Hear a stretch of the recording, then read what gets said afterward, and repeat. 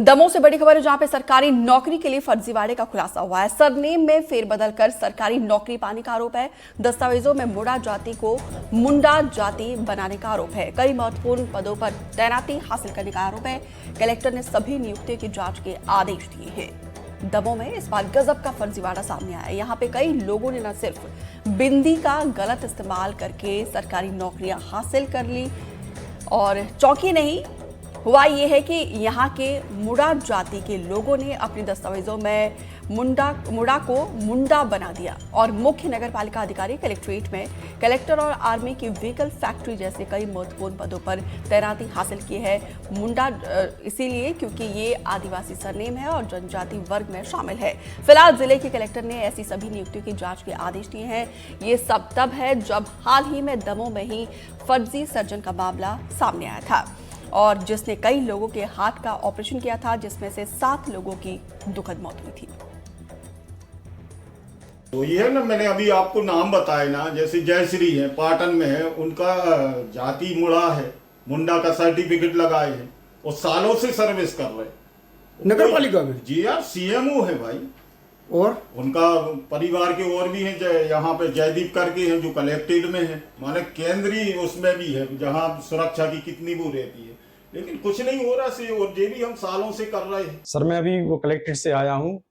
मैंने अपने भैया की जांच निकलवाई थी कागजों में, तो वो फर्जी तरीके से नौकरी कर रहे हैं। मेरे बड़े भाई हैं, बड़े पापा के लड़के, उनकी मैंने कलेक्टेड में जांच लगाई है। मेरी वहाँ पे कोई सुनवाई नहीं हो रही है।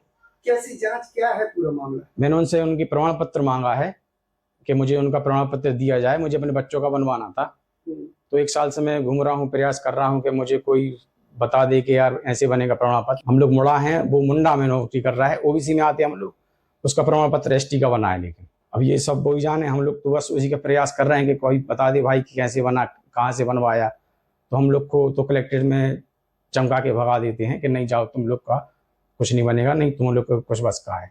दमोह कलेक्टर महोदय का कहना था गंभीर मामला है, इसकी हम जांच करा रहे हैं, और जांच कराने की उन्होंने आश्वासन दिया है।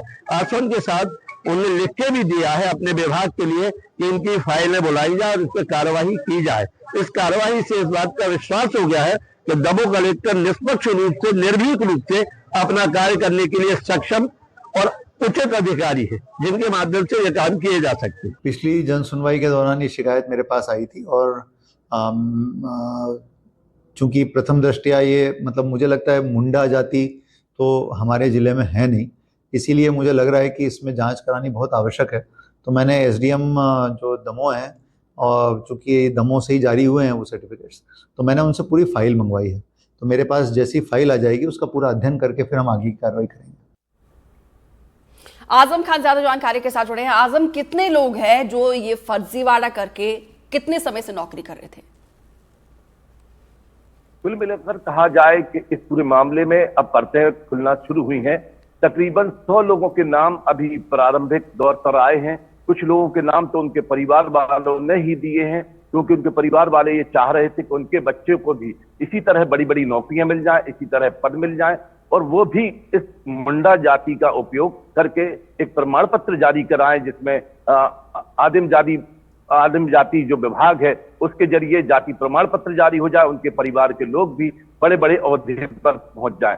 जब ये मामला जन सुनवाई के जरिए कलेक्टर तक पहुंचा, तो कलेक्टर ने एक पुराने नोटिफिकेशन का भी हवाला दिया कि दमोह में मुंडा जाति है वो कहीं नहीं है। मुंडा जो है वास्तविक रूप से आदिवासी जनजाति है, जो कि दमोह के इलाके में नहीं पाई जाती, लेकिन पत्थर फोड़ने वाला एक बड़ा समुदाय, एक बड़ी जाति यहाँ पर है जो कि मुंडा है। मुंडा में मात्र उन्होंने हिंदी में बिंदी रख दी और मुंडा से मुंडा में अपना नाम परिवर्तित करा दिया। जो कि पिछड़ा वर्ग की जाति थी, वो सीधे सीधे आदिवासी जनजातियों का लाभ उठाने लगी, और इस तरह के लगभग सैकड़ों मामले अब आना शुरू हो गए हैं। कुछ तो उनके परिवार वालों ने उठाए हैं और कुछ विरोधियों ने उठाए हैं। खास बात इसमें यह समझ में आ रही है कि जब ये मुंडा जाति के लोग अपनी जमीनें बेचते हैं या कोई अन्य काम करते हैं, तो उन्हें मध्य प्रदेश शासन की अनुमति लेने की जरूरत होती है, लेकिन ये सब अनुमति नहीं लेते, तब बड़ा बन जाते हैं, और जब इन्हें कोई लाभ लेना होता तो मुंडा जाति का उपयोग करके ये बड़े बड़े अहदों पर पहुंच जाते हैं। कुल मिलाकर ये सुनियोजित तरीके से ये फर्जीवाड़ा हो रहा था। अब देखना होगा कि इस पूरे मामले में क्या कार्रवाई होती है और कब तक कार्रवाई होती है। फिलहाल विस्तार से जानकारी देने के लिए आजम आपका शुक्रिया।